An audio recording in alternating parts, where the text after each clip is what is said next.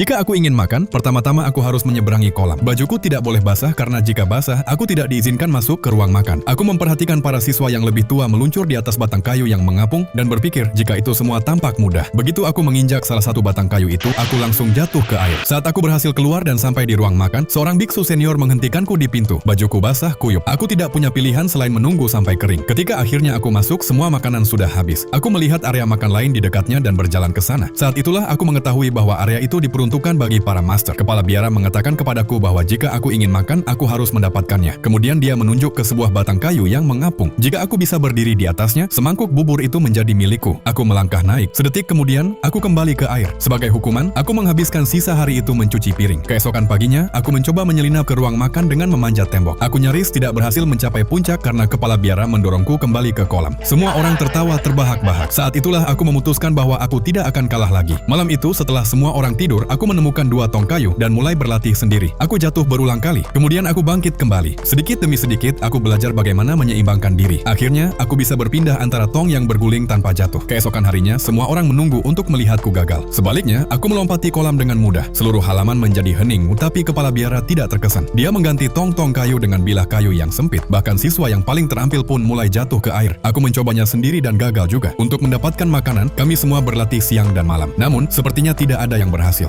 Kemudian kepala biara memberiku sebuah piring dan menyuruhku melemparkannya ke air. Piring itu langsung tenggelam. Setelah itu, dia mendemonstrasikannya. Piring itu meluncur di permukaan dan memantul. Kemudian dia menjelaskan pelajarannya. Semakin keras kita melangkah, semakin cepat kayu itu akan tenggelam. Pada saat itu, semuanya akhirnya menjadi jelas. Sejak saat itu, aku berlatih di tepi kolam setiap malam. Jatuh, jatuh lagi, dan bangun lagi. Beberapa hari kemudian, aku akhirnya menguasai lari di atas air. Kepala biara telah mengawasi sepanjang waktu. Tak lama kemudian, dia mengirim aku ke ruangan 34. Ruangan itu sepenuhnya berfokus pada kekuatan lengan. Aku membawa 2 ember berisi air. Pisau tajam dipasang di kedua sisinya. Satu kesalahan saja dan aku akan melukai diri sendiri dengan parah. Selama 3 bulan berturut-turut, tanganku dipenuhi lecet. Perlahan, tubuhku menjadi sekuat gunung. Aku bahkan bisa membantu siswa lain sambil membawa ember. Kepala biara nampak senang. Tidak lama kemudian, dia mengirimku ke ruangan 33. Tidak ada senjata di sana. Hanya sebuah gendang ikan kayu dan sebuah lonceng besar. Setiap kali kepala biara memukul gendang, aku harus memukul lonceng. Awalnya, aku pikir itu tidak ada hubungannya dengan seni bela diri. Kemudian dia memberi aku sebuah palu. Aku menggunakan setiap ons kekuatan yang aku miliki, dan aku masih tidak bisa mengangkatnya. Saat itulah aku mengerti. Ini bukan tentang membunyikan lonceng. Ini tentang melatih pergelangan tangan. Tiang bambu itu hampir sepanjang 12 kaki dengan palu tergantung di ujungnya. Semakin jauh aku memegangnya, semakin berat rasanya. Aku harus menggeser tanganku ke depan sedikit demi sedikit hanya untuk mengangkatnya. Bahkan setelah beberapa kali pukulan, pergelangan tanganku mati rasa. Jika kalian penasaran dengan kelanjutannya, silahkan tonton filmnya secara full. Film ini berjudul The 36